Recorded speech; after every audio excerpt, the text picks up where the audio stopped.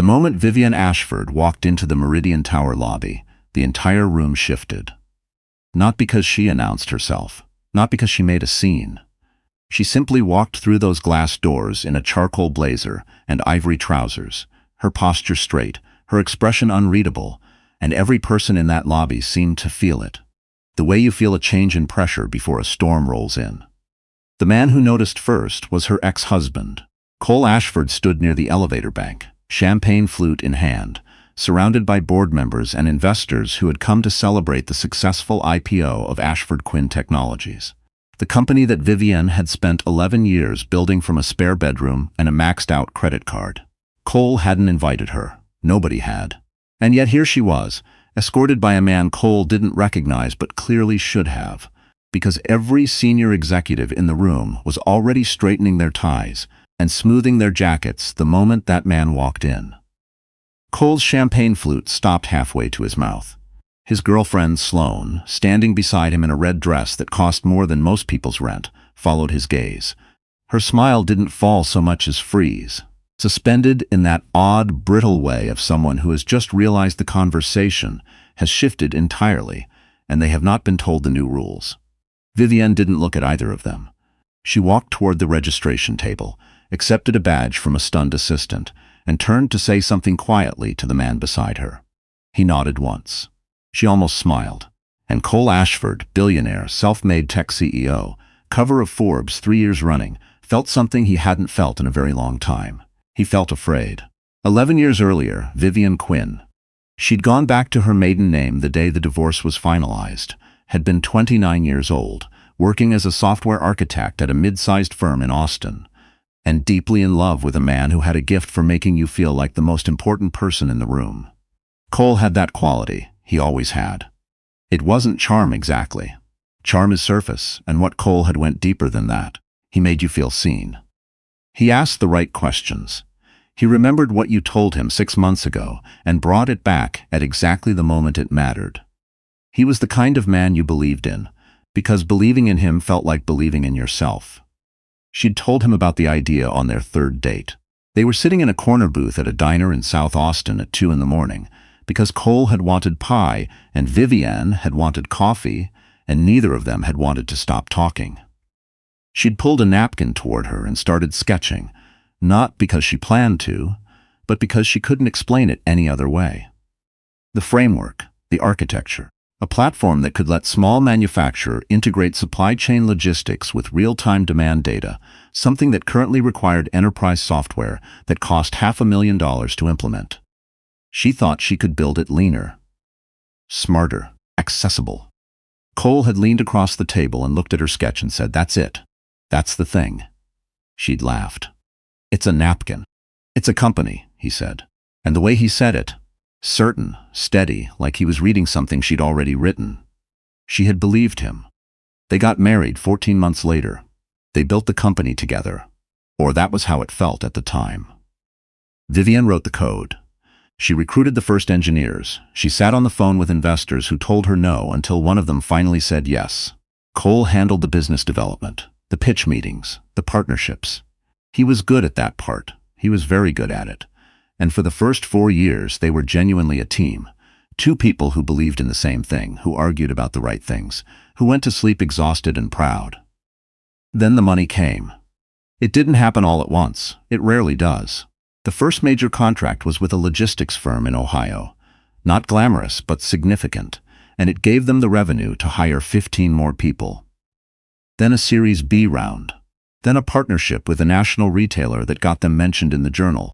Then another funding round, larger, and Cole began flying to New York more often. And the meetings he took started to not include her. She noticed but didn't say anything. Not at first. Because she still believed in him.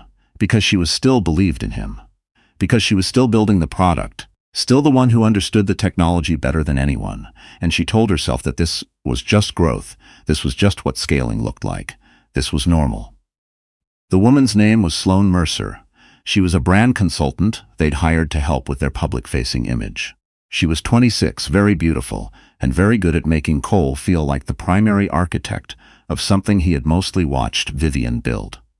Vivian found out on a Tuesday. Not through a text she wasn't supposed to see, not through a whisper from a friend. She found out because she came home early from a conference in San Francisco, walked into her own house, and heard her husband's voice from upstairs saying things she was never supposed to hear. She sat down on the stairs and stayed there for a long time. The conversation she had with Cole that night was the quietest fight of her life. No screaming, no throwing things. She sat across from him at their kitchen table and he tried to explain. Minimize, really dress it up as something more complicated than it was. And she listened until he was done, and then she said, "I want to know one thing. Did you think I would never find out? Or did you just not care?" He didn't answer. That was the answer. The divorce took 8 months. Cole had a better attorney. Of course he did.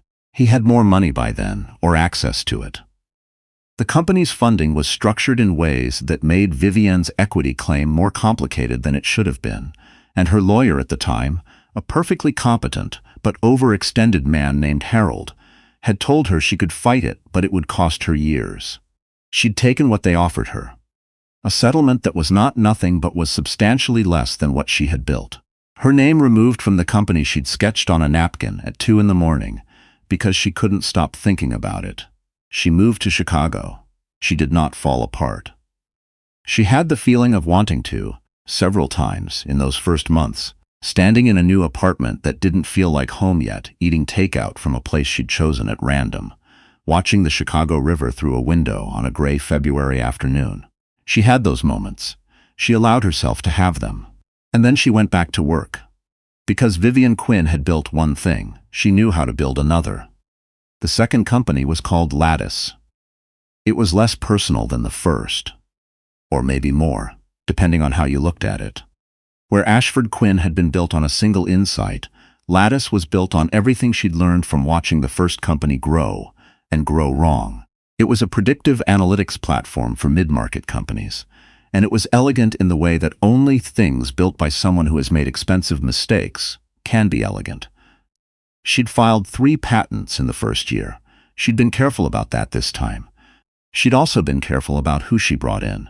The man's name was Garrett Winslow. Not a friend exactly, more like a colleague who had become something adjacent to a friend over the course of several years, and 2 separate industry conferences where they'd ended up at the same dinner table and discovered they had nearly identical opinions about everything that was wrong with enterprise software. He ran a private equity firm with a focus on B2B technology. He was 61 years old, recently widowed, methodical in the way that people who have built real things tend to be methodical. Not flashy, not charming in the Cole way, but the kind of person who read every clause of every document and remembered what he'd read. When she came to him with Lattis, he'd spent 3 weeks reviewing the technology before he said yes. "Why are you being so careful?" she'd asked him in a meeting that had already run 40 minutes over. "Because you're very smart," he'd said, "and when very smart people come to me with something this good, I want to make sure I understand exactly what they're selling. I'm not selling anything." "No," he said. "That's why I'm going to say yes." Lattis grew quietly, deliberately. By the time they were 3 years in, they had 40 enterprise clients and a revenue base that most Series B companies would have envied. Vivienne had learned this time how to protect herself, how to structure equity, how to make sure her name was on things that mattered. She'd also learned something harder, how to trust her own judgment again, how to sit in a room with people who were impressive and powerful and still speak when she had something to say, instead of editing herself into silence because she'd gotten so used to Cole's gravity pulling everything toward him. That had taken longer than the company, but she'd gotten there. She heard about the Ashford Quinn IPO from someone at a conference 6 weeks earlier. Not Cole. She hadn't spoken to Cole directly in almost 4 years. She heard it from a mutual contact in the industry, a woman named Rachel who told her in the tone of someone sharing news that might be painful and watching to see how the recipient would react. "They're going public in October," Rachel had said. "The valuation they're projecting is..." She named a number. Vivienne had nodded and said, "Good for them," and meant about 40% of it. Because there it was. 11 years of her life, packaged and sold to the market under a name that was half hers but mostly wasn't anymore. And Cole would stand at some podium and ring a bell, and people would applaud, and the napkin sketch she'd made at 2 in the morning would become a billion-dollar public company, and his name would be on all of it. She'd gone home that night and sat with it for a while. And then something had occurred to her. She picked up the phone and called Garrett. "The Ashford Quinn IPO," she said. "Tell me about the institutional investor landscape." There was a pause. Then Garrett said, "Why?" "Because I'm curious." Another pause. "Vivienne." "I'm serious. Walk me through it." He did. And as he talked, laying out the investor structure, the underwriting banks, the expected share allocation, she listened carefully and began to see the shape of something she hadn't planned, but also, in some quiet part of herself, had been building toward without knowing it. Lattis had just closed a significant funding round.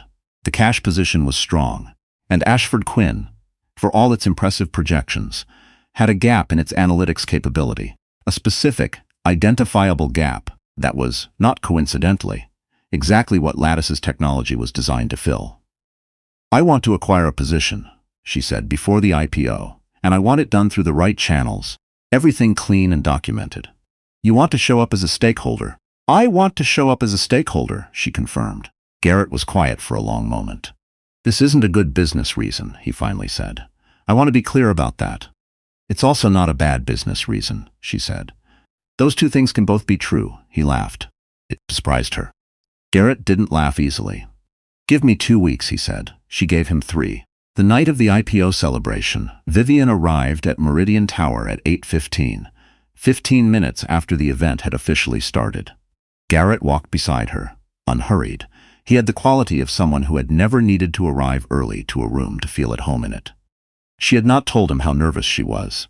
She wasn't sure nervous was even the right word. It was something older than nervous, something that lived in the body, not the mind. The particular weight of walking into a room where someone had decided you didn't belong, and knowing that the calculation has changed. The registration assistant, young, a little frazzled, looked up as she approached. "Name?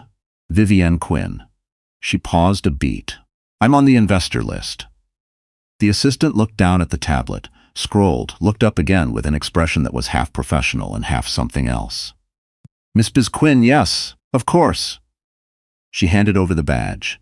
Vivienne clipped it to her lapel. She did not look for Cole. She didn't need to. She knew, the way you know things you've spent a long time learning to know, that he had already found her. Cole excused himself from the cluster of board members with a practiced ease that looked natural and wasn't. He made his way across the room in her direction, not fast enough to seem alarmed, which meant he was very alarmed. Sloane started to follow him. He put a hand on her arm without looking at her and said something under his breath. She stopped. The expression on her face, for just a moment, was something unguarded and not attractive. The particular expression of someone who has been managed rather than loved and is only now beginning to suspect the difference. Cole reached Vivienne near the window. "I didn't know you were on the list," he said. "Hello, Cole. I'm saying I didn't. Nobody told me you." He stopped, recalibrated, put on the smile that had once made her feel chosen. "You look good." She said nothing. "Whose?" He glanced at Garrett, who was speaking with the CFO of a large pension fund and appeared to have entirely forgotten that Cole existed. "Who's that?" "Garrett Winslow," she said. "My partner." Cole knew the name. She could see it land. The slight widening, the reassessment. Garrett Winslow was not someone you dismissed. Garrett Winslow was someone you called back within the hour. "You're working with Winslow?" "I've been working with Garrett for 3 years, she said. "Lattis Analytics, maybe you've heard of it." He hadn't, or he had, and hadn't connected it to her. Either way, the color in his face had shifted slightly. "You're here as an investor," he said slowly. "I'm here as a shareholder," she said. The distinction was small and not small at all. Cole looked at her for a long moment, and in that moment she could see him recalculating, the same way he'd recalculated everything over the years, running the numbers on what something was worth, who had leverage, what he needed to do next. She'd watched him do it 100 times in 100 meetings. She knew what it looked like from the inside. "Vivienne," he said, and his voice had dropped, gone softer, gone to the register he used when he was trying to close something. "We should talk, really talk, whatever you think happened." "I don't think anything happened, Cole. I know exactly what happened." She picked up a glass of water from a passing tray. "I hope the IPO goes well." Genuinely, the platform deserves it. She met his eyes. I built something good. She walked away before he could answer. The conversation with Sloan happened 20 minutes later in the corridor near the restrooms, and it was not something Vivienne had planned. Sloan had followed her. That was a choice Sloan had made. I just want to say something. Sloan started, her voice carrying the particular tension of someone who has rehearsed a version of this conversation and is now finding the real one harder to navigate. What you're doing, showing up here like this. What am I doing? Vivienne asked. You're trying to. Sloan hesitated. You're trying to make a statement. I'm attending an event for a company in which I hold a financial stake, Vivienne said. That's all. You're here to embarrass him. Vivienne looked at her for a moment. Really looked. Sloan was beautiful. She'd always known that. It wasn't a surprise. But there was something in her face tonight that was tighter than it should have been for someone at a celebration. Something worn around the edges. How long have you been with him? Vivienne asked. Sloan blinked. What? You and Cole? How long? 4 years, Sloan said warily. And in those 4 years, Vivienne said, has he ever introduced you at a public event as anything other than a consultant? Sloan's jaw tightened. Has he ever? Vivienne stopped herself. This was not what she'd come here to do. This was not the woman who needed to be her enemy. Never mind. I hope things are different for you than they were for me. I mean that. She walked back to the main room. Sloan stood in the corridor for a long time after. The documents arrived 3 days later. Cole's attorney, not Harold, someone sharper and more expensive, sent over a letter suggesting that Vivienne's shareholder position represented a potential conflict of interest given her previous involvement with the company's foundational IP, and that they were prepared to contest her stake. Vivienne read the letter twice. Then she opened the drawer of her desk and took out a folder she had prepared 7 weeks earlier, when she'd first started thinking seriously about this. Inside the folder were the 3 patents she had filed before any of the company's original work began. Her own, filed under her maiden name, which she had been too trusting or too in love or too convinced that they were a team to enforce at the time. She had also included a timeline, meticulously documented, of the technology development during the company's first 2 years. Code commits, emails, design documents, all of it time-stamped and preserved. She'd had the same instinct Elena had had, actually, not to record conversations, but to document everything. She'd started doing it not out of suspicion, but out of habit. The habit of an engineer who understood that memory is fallible and timestamps are not. She called her attorney. They're going to push back, she said. I know, said her attorney, a woman named Joanna, who had the energy of someone who ran toward conflict rather than away from it. Let them. The counterclaim Joanna filed was not aggressive. It was precise. It did not allege bad faith. It simply laid out, with the patience of someone who had all day and all the documentation in the world, exactly what Vivienne Quinn had contributed to the technology, that now under a public company valued at over $1 billion, and exactly what protections she was entitled to as a result. Cole's attorney called the following week. The tone was different. Garrett came by her office on a Wednesday afternoon, which he rarely did. He preferred phone calls and considered in-person meetings to be a resource allocated only when necessary. He sat across from her desk, looked at the view of the Chicago skyline for a moment, and then said, "How are you actually doing with this?" She considered the question. "I'm okay." That's not specific enough. She almost smiled. "I'm better than I expected to be," she said. "I thought it would feel like fighting. It doesn't. It feels more like," she thought about it, "like finishing something. Like closing a file. You don't want it back," he said. "Not a question. I don't want the company. I never wanted it back. I have something better." She looked at him. "I want my name on what I built. I want it on record. That's different." Garrett nodded slowly. "What are you going to do with the stake?" "Hold it for a year, then donate the proceeds to a scholarship fund for women in engineering." She paused. "I've been thinking about that for a while, actually." Garrett looked at her for a long moment. "You had this planned. I had it considered," she said. "There's a difference. There really isn't." She smiled. "A real one this time." The settlement took 6 weeks to finalize. Cole's team had come in hot and left quietly.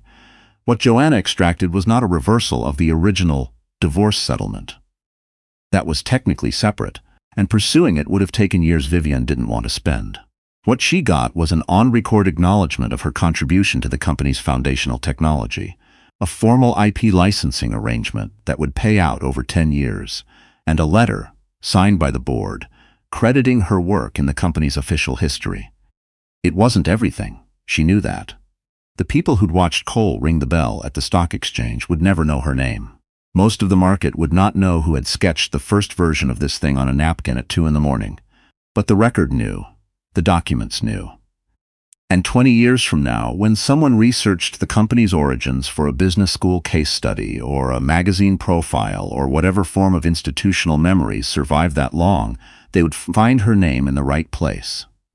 That mattered to her. She let it matter. She heard about Sloan through Rachel.